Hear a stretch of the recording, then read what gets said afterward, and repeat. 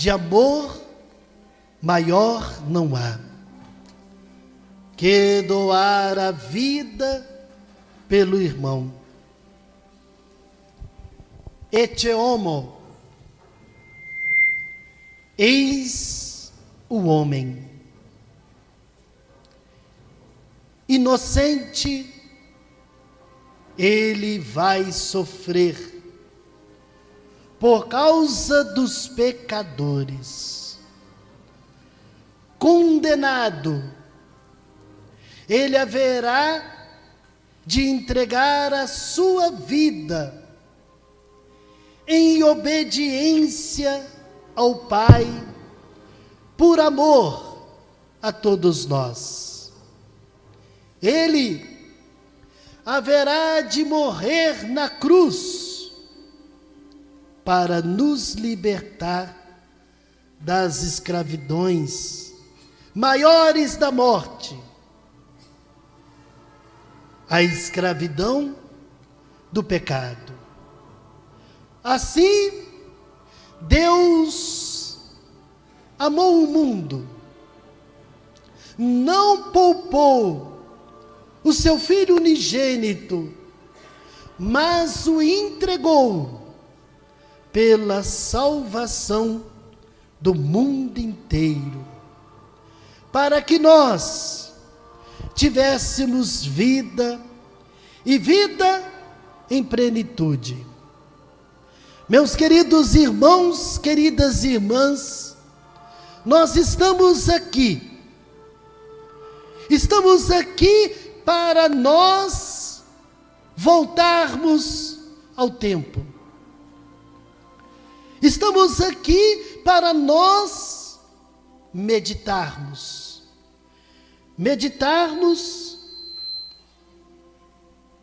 no Senhor dos Passos. A nossa atenção agora nesta semana é dirigida ao Senhor dos Passos. E nesta noite, meus queridos irmãos, queridas irmãs, nós queremos meditar o julgamento do Senhor dos Passos. O julgamento de Jesus foi um processo injusto, um processo ilegal. Jesus, ele foi condenado à morte por causa da inveja de seus acusadores. Vejam, meu querido irmão, minha querida irmã, o grande mal que é a inveja. Jesus, repito, vai ser condenado por causa da inveja. Jesus, ele vai ser julgado primeiro pela lei judaica e depois ele vai ser julgado pela lei romana. Antes mesmo de prenderem Jesus, os líderes religiosos, eles já tinham decidido matar Jesus. Veja bem, antes mesmo de Jesus ser preso, antes mesmo de Jesus ser julgado, os líderes religiosos já tinham decidido que Jesus deveria morrer. Eles não queriam matar Jesus, porque Jesus tinha cometido um crime. eles estavam com inveja. Eles sentiam-se ameaçados com a popularidade de Jesus. Meus irmãos e minhas irmãs, tudo começou com a traição de Judas. Lá no Jardim das Oliveiras, Judas, que era um dos 12 escolhidos por Jesus. Judas, que esteve durante 3 anos com nosso Senhor Jesus Cristo. Judas, por causa da ambição, por causa do egoísmo, por causa de 30 moedas de prata, Judas, ele vai aproximar de Jesus e vai dar um beijo. Vai beijar Jesus. Vai trair Jesus com um beijo. Judas, o ex-apóstolo, que cometeu um pecado, deixou-se aliar ao inimigo, ignorou a repreensão de Jesus e seguiu o seu caminho. A primeira impressão que temos de Judas, ao lermos sua história, é de que ele foi movido pelos mais sujos dos sentimentos. Mas eu não acredito que o coração de Judas tivesse sido cheio de rancor ou de mágoas na hora da traição. E não creio que o sentimento que levou Judas a trair o mestre foi de ódio. Até porque Jesus nunca inspirou esses sentimentos de ódio a qualquer momento. Pelo contrário, Jesus só pregou o amor. Judas, ele tinha em seu coração um sentimento muito comum a todos nós: ansiedade. Judas, ele ansiava pela libertação política, pela libertação revolucionária de Israel, e não poderia deixar de aproveitar a oportunidade de ver o povo se revoltando contra o império do mal pela prisão de um justo. Será que teria sido esse motivo da traição? Quem somos nós para acusar Judas? Judas, o ex-apóstolo. Quem somos nós? Porque muitas vezes, meus queridos irmãos, queridas irmãs, nós fazemos traidores do mestre. Muitas vezes nós traímos Jesus. Sim, meus queridos irmãos, queridas irmãs, quantas e quantas vezes não conseguimos vencer as nossas ansiedades, as nossas solicitudes, Muitas e muitas vezes nós não confiamos no Senhor. Quantas vezes traímos Jesus com nossos egoísmos?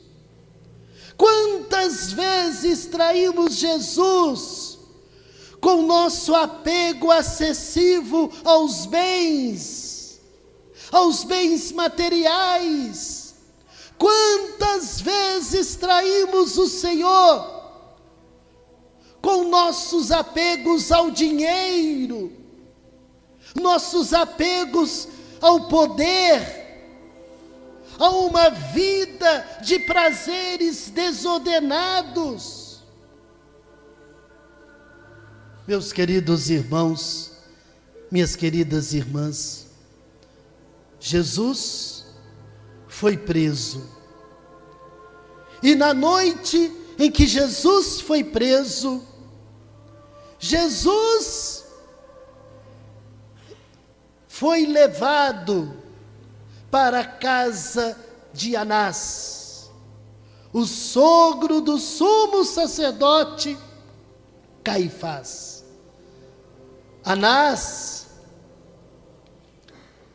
depois enviou Jesus para ser julgado no sinédrio. E durante a noite, os chefes dos sacerdotes, os mestres do sinédrio, interrogaram o bom Jesus e procuravam motivos para o condenar. Mas Jesus se manteve calado. Jesus, ele não respondeu às acusações deles. Então, o sinédrio procurou testemunhas que fizeram falsas acusações contra Jesus. Veja, quanta maldade! Inventaram mentira, inventaram falsas acusações contra o nosso inocentíssimo Jesus.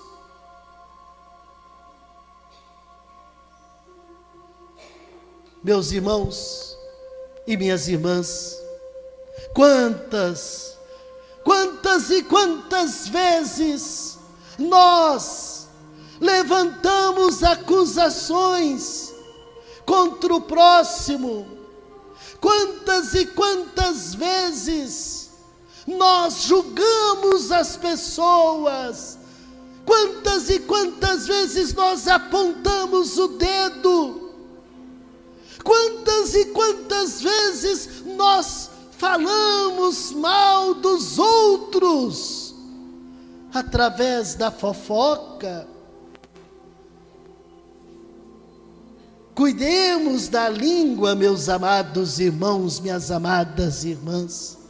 Não sejamos contra Jesus, porque a fofoca é sermos essas falsas testemunhas contra Jesus. Lá no livro do Provérbios, nós encontramos vários textos que nos dizem para nós tomarmos cuidado com a língua, pois ela pode causar problemas e grandes males. Na Bíblia, a fofoca é sempre vista como algo mau, algo detestável a Deus. As pessoas são sempre advertidas quando se faz fofoca ou quando se anda com fofoqueiro. A palavra fofoca, mexerico, tem o mesmo significado. As duas têm como objetivo desvendar o segredo de uma pessoa e contar para o outro. quantos perigos que a fofoca traz. A fofoca pode arruinar a pessoa, como arruinou a pessoa de Jesus. A fofoca separa grandes amigos. Quantos amigos de infância hoje estão de um lado, o outro do outro, por causa da fofoca. A fofoca leva a outra pessoa à ira. A fofoca pode fazer perder o emprego do outro. Quantas pessoas foram vítimas, perderam o emprego porque o outro fofocou? A fofoca pode levar o divórcio a casais. A fofoca pode acabar com o casamento. Veja, a fofoca é como aquele famoso telefone sem fio. Sai de uma forma e chega de outra, totalmente diferente. Por isso é muito importante tomar cuidado com a fofoca. É preciso guardar para si o que ouviu. A fofoca, muitas vezes, é seguidora da maledicência. Foram o que fizeram com nosso inocentíssimo Jesus. Evitemos, meus amados irmãos, a fofoca. Vamos controlar os nossos lábios, a nossa língua. Os benefícios de uma pessoa que controla o lábio tem dias felizes. É conhecida como prudente, sensata. Deus tem prazer nele. Pessoa que não faz fofoca é tida por sábio, sábia. A fofoca, no momento, pode parecer inofensiva, mas cuidado com os estragos que ela pode causar. É muito importante pensar antes de dizer algo a alguém. Voltemos à condenação de Jesus. Jesus, ele foi preso. Jesus, ele foi açoitado. Jesus, ele foi coroado de espinho. O julgamento cheio de maldades, falsas acusações acontecia no sinédrio. O acusado, Jesus, um homem inocente, o seu único crime, ser Deus. No coração de todos que o acusavam, e também naquele que o julgava, notava-se frieza, frieza de homem sem liberdade, cativos pelo pavor de perder o conforto e o prestígio que o mundo pode oferecer. Era uma noite fria e Jesus estava no sinédrio. Como a temperatura caíra repentinamente durante a sessão do julgamento, alguns guardas estavam acompanhados por servos do sumo sacerdote Caifás. Eles acenderam uma fogueira para se aquecerem. A poucos metros, tentando entender o que estava acontecendo, encontravam-se algumas pessoas que eram mais íntimos de Jesus. Quem é que estava ali na fogueira? Pedro. Pedro estava ali, naquela fogueira, se aquecendo.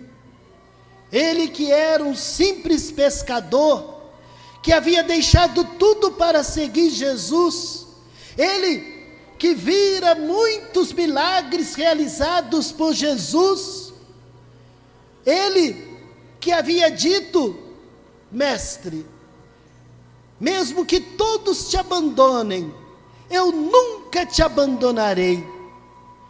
Pedro estava ali, envolvido na situação, e de repente, uma criada do sumo sacerdote aproximou-se de Pedro, olhou para Pedro, e de repente a criada vai dizer: espera aí, você é um dos seguidores de Jesus. Pedro foi reconhecido. E de repente, meus queridos irmãos, queridas irmãs, quando a empregada vai dizer que Jesus, que Pedro era um dos seguidores de Jesus, o que Pedro vai fazer? Pedro vai negar: eu não conheço Jesus, eu não conheço Jesus, eu não conheço Jesus. Por 3 vezes, Pedro vai negar Jesus. Sim, meus irmãos, Pedro vai negar Jesus. A fraqueza humana o fez Pedro negar Jesus. Não acusemos Pedro. Quem somos nós para acusar Pedro? Porque nós, com as nossas quedas, nós, com as nossas falhas, quantas vezes também nós negamos a Cristo, sobretudo não reconhecendo Jesus nos pobres, nos Lázaros da vida, que batem cotidianamente nas nossas casas, pedindo ajuda, pedindo esmola, e nós negamos, e nós não abrimos as portas, e nós falamos mentira: eu não tenho dinheiro. Quantas e quantas vezes Jesus está naquele pobre que nós negamos. Meus queridos irmãos, queridas irmãs, lembremos também que todo pecado, menor ou maior grau, é sempre uma negação de Cristo. Toda vez que eu peco, eu estou negando a Cristo. É preciso, meus queridos irmãos, queridas irmãs, lutar para vencer os pecados, e sobretudo os pecados mais graves. Vejam, meus queridos irmãos, depois da negação de Pedro, Jesus passou perto de Pedro, e Jesus diz no Evangelho, olhou para Pedro, olhou com amor, fitou os olhos em Pedro, e naquele momento, Pedro chorou amargamente. Pedro chorou, porque lembrou do amor do Mestre. As lágrimas que aquele homem derramou por causa do seu mais recente pecado Uniram-se as lágrimas que Jesus derramou ao entrar em Jerusalém. Ontem nós contemplamos quando Jesus entrou em Jerusalém, montado no jumentinho, em meio aos gritos: Hosana, Hosana, Jesus chorou, não de alegria, não de emoção, mas Jesus chorou quando entrava em Jerusalém, porque Jesus chorou por causa do pecado do povo. Porque aquele mesmo povo que gritava: Hosana, Hosana ao filho de Davi, vai ser aquele mesmo povo que na sexta-feira santa vai gritar: crucifica-o, crucifica-o. Pedro chorou por causa dos seus próprios pecados. Pedro se arrependeu. Meus queridos irmãos, queridas irmãs, ao contemplar essa cena de Jesus, o arrependimento de Pedro diante de Jesus, nós devemos também nos arrepender. O arrependimento sincero é sempre uma ocasião para nós reencontrar com o Senhor.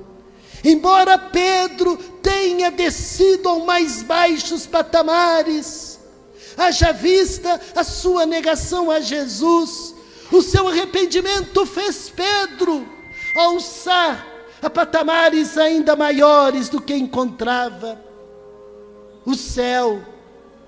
Pedro se arrependeu, Pedro foi redimido. O caminho que leva ao arrependimento possui sempre a companhia de Jesus. Não foi por acaso que logo depois de arrepender-se, os olhares se cruzam. O olhar de Pedro com o olhar de Jesus. Naquele instante, em meio à vergonha que Pedro estava sentindo, o caminho com o Mestre pode ser retornado. Aprendamos, meus amados irmãos, com Pedro, a se arrepender. Se você ainda não fez uma confissão, ainda tem tempo. Ainda temos terça, quarta, sexta, sábado para se confessar, para se arrepender, para buscar o encontro com Cristo.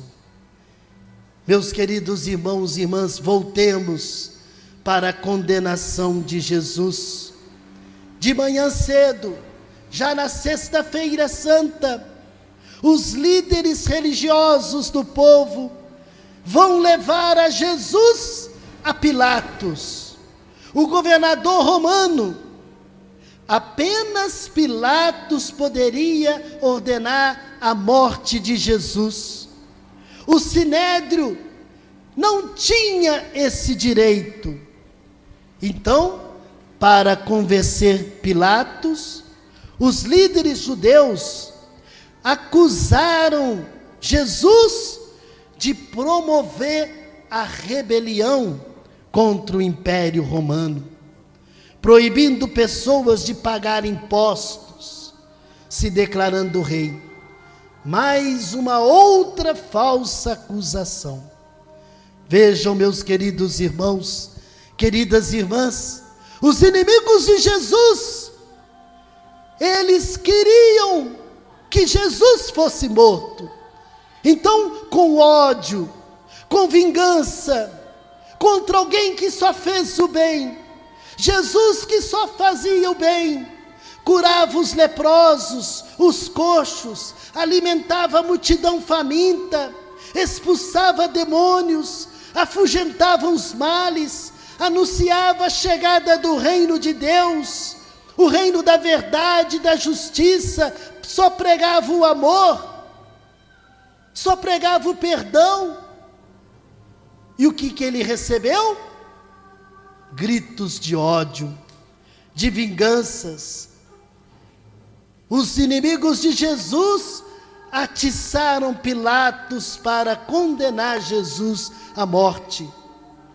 Gritos que parecem fazer também eco nos dias de hoje. Não temos outro rei a não ser César. Solta Barrabás! Solta Barrabás! Crucifica Jesus! Meus irmãos e minhas irmãs, não se deixem levar pelo ódio, não se deixem levar pela ira. Veja, esses inimigos de Jesus se deixaram levar pelo ódio, se deixaram levar pela ira. Por isso, meus queridos irmãos, acalma o coração. Diante das incertezas, da raiva, porque o que é feito durante os excessos acaba tendo consequências, atitudes do mal, contrárias aos ensinamentos de Deus. Então tenha paciência, fica calmo. Até mesmo diante das maldades do mundo, não devemos devolver com mal, mas devolver com amor. Se alguém te fez o mal, não paga o mal com o mal, mas com bem. Não permita, meu querido irmão, que a ira domine o seu coração. Não permita que o ódio se aloja. É preciso apaziguar. É preciso que o perdão vença, que o amor vença o ódio, que o perdão vença a vingança, que um dos frutos desta Semana Santa seja o perdão. Reze pelos seus inimigos, reze por aqueles que te prejudicaram, te fizeram maldade. E Pilatos vai interrogar Jesus, mas Pilatos, ele não vai encontrar motivo para condenar Jesus. E aí então Pilatos envia Jesus para Herodes. E Herodes, o rei Herodes, estava curioso para conhecer Jesus. Queria ver algum milagre. Interrogou Jesus, mas Jesus não respondeu. E Jesus foi apresentado a Herodes. E Herodes zomba de Jesus. E Herodes é um escarnecedor, é um zombador. Meus queridos irmãos, queridas irmãs, que jamais sejamos escarnecedores, que jamais possamos zombar das pessoas. Os escarnecedores falam mal das pessoas, sem se preocupar com o mal que podem estar causando. O católico jamais deve ser zombador. A Bíblia diz que não devemos nem juntar a zombaria. Muitos escarnecedores zombam de Deus, não têm respeito por nada.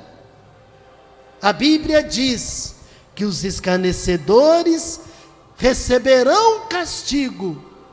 Aqueles que zombam, aqueles que debocham, quer seja de Deus, quer seja das coisas de Deus, e quer seja dos outros, vai receber um grande castigo, porque de Deus não se zomba.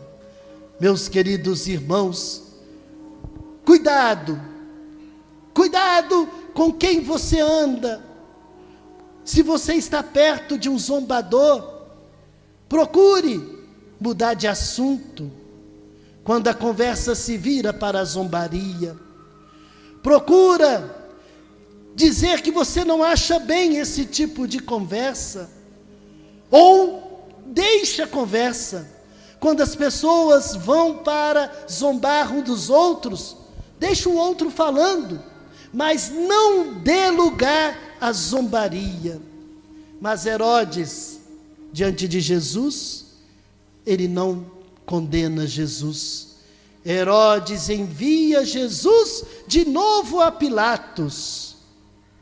Olha, Jesus, ele é levado. Percebam, do Sinédrio, Jesus vai para Pilatos. Pilatos manda levar Jesus para Herodes. Herodes manda de novo Jesus para Pilatos. E sempre Jesus indo para Pilatos, indo para Herodes, voltando para Pilatos, Jesus sempre vai com um capuz. Por isso que nós vamos daqui a pouco acompanhar o Senhor dos Passos tampado, para nós lembrar esses trajetos que Jesus, com um capuz na cabeça, foi levado. Os criminosos eram levados com capuz. E diante de Pilatos, infelizmente, Pilatos vai interrogar Jesus.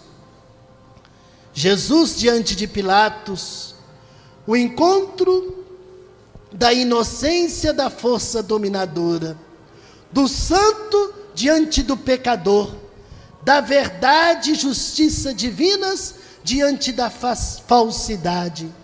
Pilatos pergunta: você é rei?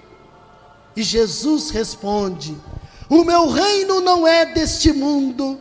Se o meu reino fosse desse mundo, os soldados lutariam para que eu não tivesse entregue aos judeus. Mas para isso que eu vim a este mundo para dar testemunho da verdade. E todo aquele que está na verdade, escuta a minha voz. E Pilatos sentiu-se desconcertado. Perguntou a Jesus o que é a verdade. Mas Jesus ficou calado.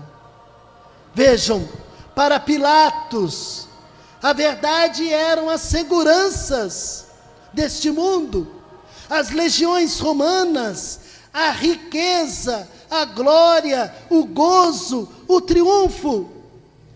Pilatos, ao interrogar Jesus, entendeu que Jesus era inocente. Ele entendeu que os líderes religiosos estavam agindo por inveja. Pilatos tentou livrar Jesus, usando a tradição, na época, de soltar um preso. Havia um preso chamado Barrabás, e aí chamaram Barrabás. E aí Pilatos pergunta: nós temos 2 prisioneiros aqui. A quem vocês querem que eu solte? De um lado, Barrabás, homem que matou, roubou, ladrão. De outro lado, esse Jesus que vocês estão condenando. A quem vocês querem que eu solte?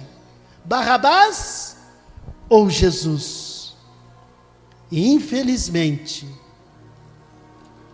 a multidão vai dizer: Barrabás, Barrabás. Aquela mesma multidão que gritou Hosana, Hosana, agora grita Barrabás, Barrabás. E Barrabás vai ser solto no lugar de Jesus.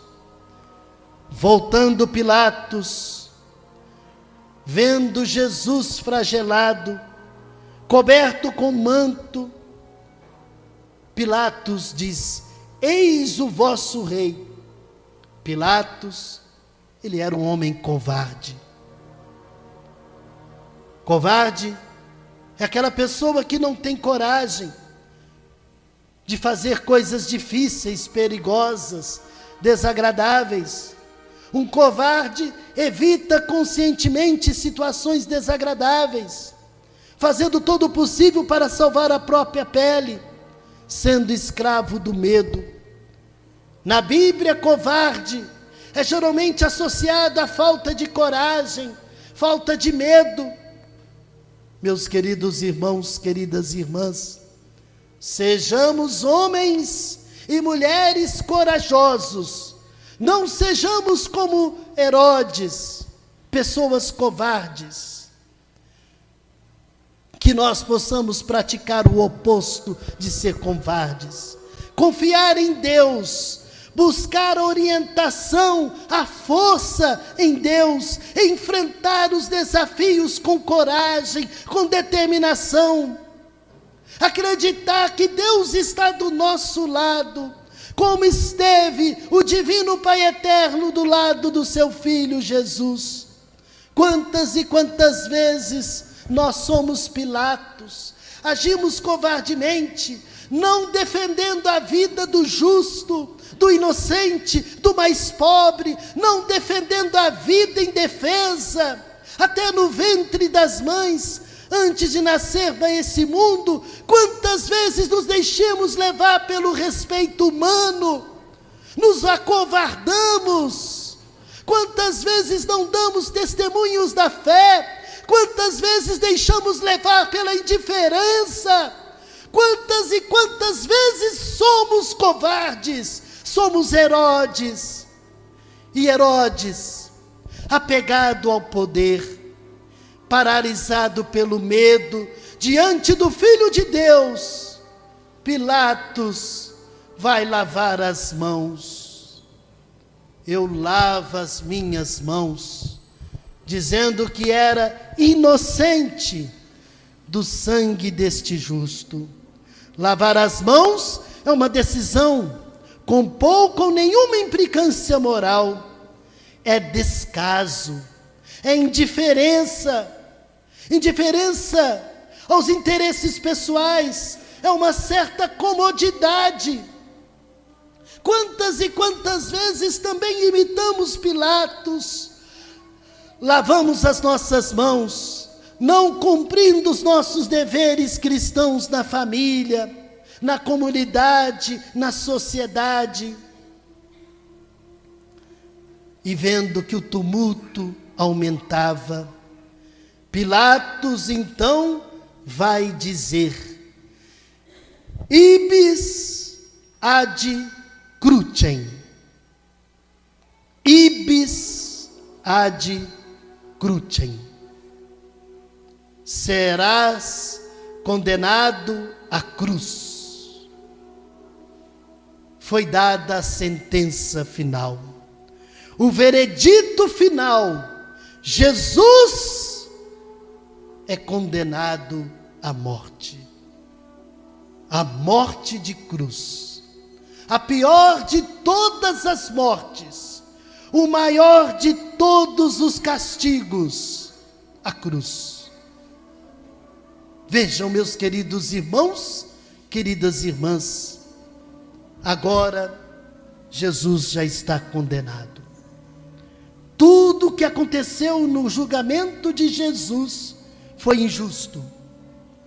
O julgamento do Sinédrio, lá entre os sumos sacerdotes, doutores da lei, foi uma farsa para manter a aparência de justiça e encontrar desculpa para matar Jesus. No julgamento perante Pilatos e Herodes, ficou claro que Jesus era inocente, mas os romanos cederam à pressão do povo e ignoraram a justiça. O julgamento de Jesus realçou o pecado do mundo. A perfeição de Jesus incomoda quem vive no pecado. Quem está na lei de Deus, quem faz o bem, quem é justo, vai ser perseguido, vai ser condenado, vai ser criticado. O mais inocente dos homens, o Filho de Deus, traz nos lábios a amargura da traição de Judas e das nossas muitas traições. Nos olhos traz a tristeza da negação de Pedro e das nossas muitas negações. No corpo, os estigmas sangrentos da condenação de Pilato e das nossas violências feitas aos irmãos.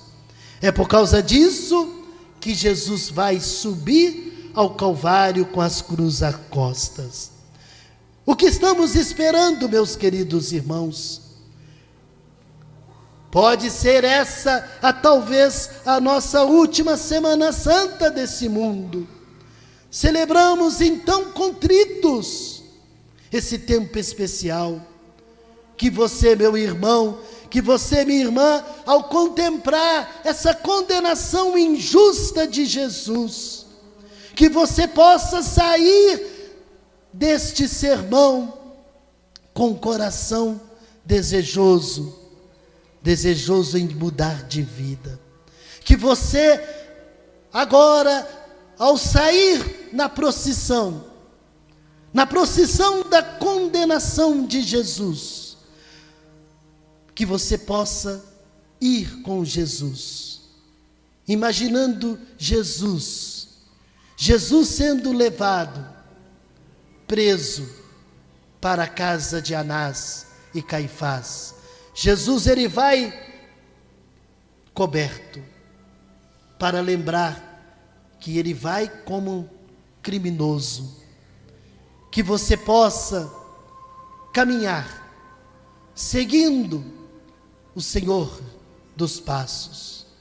E que você, ao caminhar nessa procissão, num clima de piedade, num clima de silêncio, ouvindo a banda de música, você possa pensar: o que eu vou mudar a partir de hoje?